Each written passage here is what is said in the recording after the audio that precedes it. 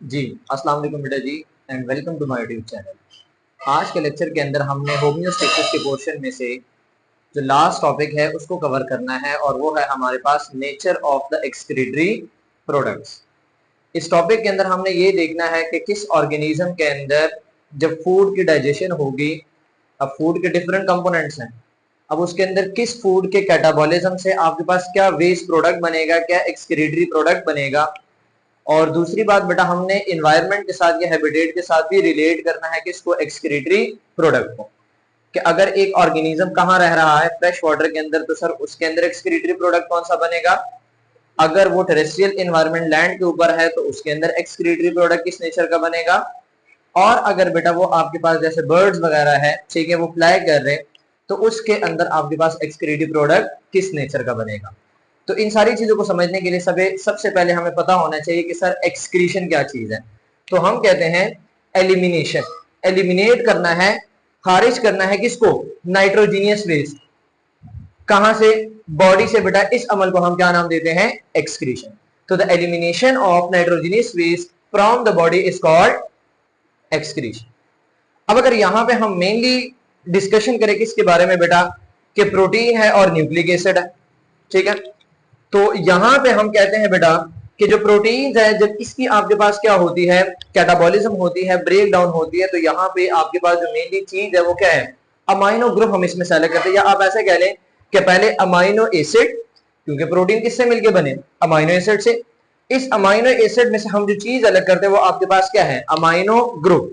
और amino acid में से अमाइनो ग्रुप को रिमूव करना, ये अमल आपके पास क्या कहलाता है बेटा, डी अमाइनेशन या डी एमिनेशन का नाम हम इसको देते। इसी तरह न्यूक्लिक एसिड की जब बात करते हैं, हम कहते हैं इसके रिपीटिंग यूनिट्स क्या है, न्यूक्लियोटाइड्स। उसके अंदर आपके पास नाइट्रोजनस बेसिस वगैरह है, और इसकी जब आपके पास ब्रेक डाउन होती है, यहां पे आप बेसिस लिख ले, फिर उसके बाद वेस्ट, ठीक है। वो आपके पास मेनली बेटा कौन से हैं, वो आपके पास है अमोनिया, यूरिया और यूरिक एसिड। क्लियर। अगेन यहां पे सर ये वाला जो पॉइंट है ये आपका इंपॉर्टेंट है, जिसको हमने क्या नाम दिया, डी एमिनेशन या डी अमाइनेशन। कि ये एक अमाइनो एसिड है जिसमें आपको अल्काइल ग्रुप नजर आ रहा है, हाइड्रोजन ग्रुप नजर आ रहा है, कार्बोक्सिल ग्रुप नजर आ रहा है, और उसके साथ साथ आपको क्या नजर आ रहा है बेटा, अमाइनो ग्रुप नजर आ रहा है। इसी अमाइनो ग्रुप के रिमूवल को कहां से, अमाइनो एसिड में से, हम इसको क्या नाम देते हैं बेटा, डी अमाइनेशन का नाम देते हैं। क्लियर।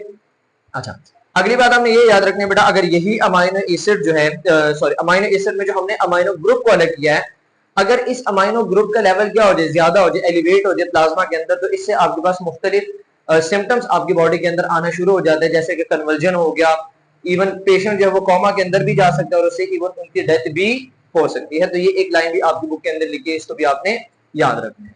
इसके अलावा जो दूसरे आपके पास एक्सक्रीटरी प्रोडक्ट है उसकी मैंने एक लिस्ट यहाँ पे लिखी है, जैसे कि सर सबसे पहले अमोनिया, यूरिया, यूरिक एसिड। फिर सर हमने कहा था कि न्यूक्लिक एसिड किससे मिलके बने हैं, न्यूक्लियोटाइड से। और न्यूक्लियोटाइड का एक पार्ट क्या है, नाइट्रोजनस बेस, जिसके अंदर आपके पास प्यूरीन्स और पायरिमिडीन्स आते हैं। जो प्यूरीन्स होते हैं वो डबल रिंग्ड होते हैं, जिसके अंदर एडेनिन और गवानीन आता है। और जो पायरिमिडीन्स है वो आपके पास क्या होता है बेटा, सिंगल रिंग्ड होते हैं, जिसके अंदर आपके पास यूरेसिल, साइटोसिन और थायामीन आता है। अब उनकी ब्रेक डाउन से या उनकी कैटाबॉलिज्म से या उनकी मेटाबॉलिज्म से भी आपके पास डिफरेंट वेस्ट मटेरियल निकलते हैं, जिसके अंदर जेंटीन है, हाइपोजेंटीन है, एलेंटोइन वगैरह है। तो ये सारी की सारी चीजें आपने याद रखनी है किसके अंदर, एक्सक्रीटरी प्रोडक्ट के अंदर। इसी तरह अगर हम ह्यूमन की बात करें, हम कहते हैं जब अमाइनो एसिड की ब्रेक डाउन या कैटाबॉलिज्म होती है तो वहां वेस्ट प्रोडक्ट क्या है, यूरिया। इसी तरह बेटा जब न्यूक्लिक एसिड के आपके पास क्या होगी, कैटाबॉलिज्म होगी, तो वहां पे जो वेस्ट प्रोडक्ट होगा वो क्या होगा, यूरिक एसिड। इसी तरह जो मसल क्रिएटिन है, इसकी जब ब्रेक डाउन होगी, इसकी जब कैटाबॉलिज्म होगी, तो इसका वेस्ट प्रोडक्ट क्रिएटिनिन। और आपके रेड ब्लड सेल का जो पार्ट है, जो कि एक पिगमेंट है, जो कि 95% वॉल्यूम को कवर कर रहा है, जिसको हम हीमोग्लोबिन का नाम दे रहे हैं, सर यहां से आपके पास क्या है, जो कैटाबॉलिज्म के बाद वेस्ट प्रोडक्ट निकलेगा वो क्या है, बिलिरुबिन। और सर यही वो बिलिरुबिन है, ये बात याद रखिएगा। इसका कलर क्या होता है बेटा, ये येल्विश होता है। अब जब लीवर आपका सही तरीके से काम नहीं कर रहा होता, उसके अंदर कोई ना कोई खराबी आ जाती है, तो सब यही आपके पास जो बिलिरुबिन है इसका लेवल क्या कर जाता है, एक्सीड कर जाता है, बढ़ जाता है, जिसको हम जॉन्डिस की बीमारी का नाम देते हैं, यरकान की बीमारी का। क्लियर। फिर नेक्स्ट चीज बेटा आपने याद रखनी है कि लेक्चर के स्टार्ट में हमने कहा था कि हम ऑर्गेनिज्म को रिलेट करेंगे उनके हैबिटेट्स, कि जहां पे वो रह रहे हैं। और उसी बेस पे हमने ऑर्गेनिजम्स को 3 क्लासेस के अंदर क्लासिफाई किया है, डिवाइड किया, जिसके अंदर सबसे पहला ग्रुप है अमोनियोटैलिक, दूसरा है यूरियोटैलिक और तीसरा है यूरिकोटैलिक। अमोनियोटैलिक बेटा आपके पास मेनली कौन से हैं? एक्वेटिक एनिमल्स है, जिसके अंदर फिशेज वगैरह आ जाते हैं। ये करते क्या है? अपने नाइट्रोजन को रिमूव करते हैं, किसकी शक्ल में? अमोनिया की शक्ल में। और सर 1 ग्राम नाइट्रोजन को अमोनिया की शक्ल में खारिज करने के लिए कितने ml ऑफ वाटर की जरूरत है बेटा? 500 ml ऑफ वाटर। ये आपका एमसीक्यू का पॉइंट है। क्लियर? कि for the removal of 1 gram of nitrogen in the form of ammonia, तो कितने ml सर चाहिए? आपने कहना सर 500 ml। इसी तरह यूरियोटैलिक ऐसे ऑर्गेनिजम्स होंगे जो क्या करेंगे बेटा? अपनी बॉडी में से नाइट्रोजन को किस शक्ल में खारिज करेंगे? यूरिया की शक्ल में। और इसके अंदर जो आते हैं वो आपके पास क्या है बेटा? मोस्ट एम्फीबियंस है, शार्क्स है और बोनी फिशेज है। अब यहां पे बच्चे कंफ्यूज कर जाते हैं, सर अगर बोनी फिशेज का जिक्र आएगा तो आपकी बुक की लाइन है क्लियर कट, आपने कह देना ये क्या है? यूरियोटैलिक। लेकिन अगर वो बोनी फिश का वर्ड ना लिखे, सिर्फ फिशेज लिख दे, मैनी फिशेज, फिर आपने क्या कहना है बेटा? अमोनियोटैलिक। क्लियर? और 1 ग्राम नाइट्रोजन को अगर आप यूरिया की शक्ल में अपनी बॉडी से क्या करेंगे बेटा? एलिमिनेट करेंगे, तो उसके लिए आपके पास कितना वाटर रिक्वायर्ड है बेटा? 50 ml। और थर्ड आपके पास क्या है बेटा? यूरिकोटैलिक। ये ऐसे ऑर्गेनिजम्स होते हैं बेटा जो नाइट्रोजन को किसकी शक्ल में?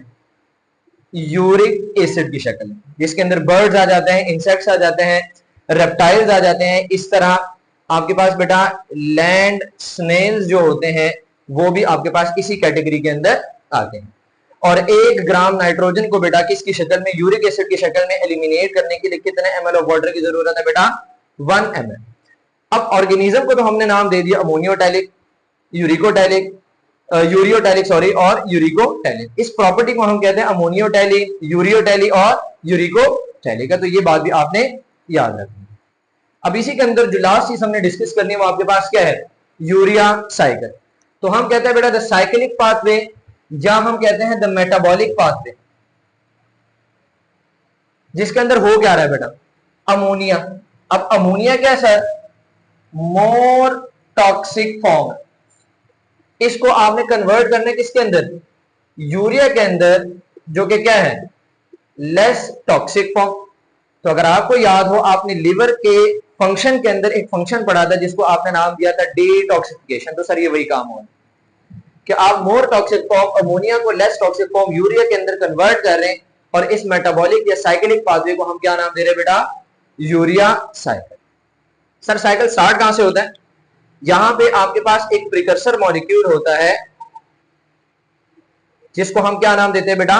ऑर्निथीन। इस ऑर्निथीन के साथ बेटा एक अमोनिया में से नाइट्रोजन और कार्बन डाइऑक्साइड जुड़ के आपके पास क्या बना लेते हैं? सिट्रोलीन। इसी सिट्रोलीन के साथ बेटा सेकंड मॉलिक्यूल या second nitrogen from the ammonia आगे जुड़ता है, और आपके पास जो चीज बनती है उसको हम क्या नाम देते हैं बेटा? आर्जिनिनो सक्सिनेट। यही आर्जिनिनो सक्सिनेट कन्वर्ट होता है बेटा किसमें? आर्जिनिन में। और जब इसी आर्जिनिन के ऊपर एक एंजाइम जिसका नाम क्या है? आर्जिनेस, वो एक्ट करता है, तो वो यहां से यूरिया को क्या कर लेता है बेटा? अलग कर लेता है, रिमूव कर लेता है, और बाकी चीज आपके पास दोबारा कन्वर्ट हो जाएगी इसमें ऑर्निथीन में। और यही आपके पास क्या प्रिकर्सर मॉलिक्यूल है, दोबारा से साइकिल क्या करेगा? रन करेगा। तो इस साइक्लिक पाथवे को, जिसमें आपके पास जो अमोनिया है उसको हमने कन्वर्ट किया यूरिया में, इसी साइक्लिक पाथवे को हम क्या नाम देते हैं? यूरिया साइकिल का नाम देते हैं। जहां पे अगर हम इसको मजीद शॉर्ट फॉर्म में लिखे तो हम कहते हैं सर 2 अमोनिया के मॉलिक्यूल हमारे इस्तेमाल हुए, और एक हमारे पास क्या इस्तेमाल हुआ बेटा? कार्बन डाइऑक्साइड मॉलिक्यूल, और हमें मिला क्या बेटा? आपके पास यूरिया। तो इस साइक्लिक पाथवे को हम क्या नाम देते हैं बेटा? Urea cycle. ये थी सारी की सारी बेटा डिस्कशन आपके nature of the excretory product, और यहीं पे आपका जो होम्योस्टेसिस वाला पोर्शन है बेटा एमडी कैट के अंदर जो इंक्लूड है वो कंप्लीट होता है। इंशाल्लाह इसके बाद हम नेक्स्ट टॉपिक को स्टार्ट करेंगे। अगर आपको वीडियो अच्छी लगी हो तो वीडियो को लाइक कीजिएगा, चैनल को सब्सक्राइब कीजिएगा, बेल आइकन को प्रेस कीजिएगा ताकि नए आने वाली वीडियोस या कोई भी अपडेट से आप क्या रहे बेटा बाखबर रहें, और वीडियो को अपने दोस्तों के साथ शेयर कीजिएगा। Thank you.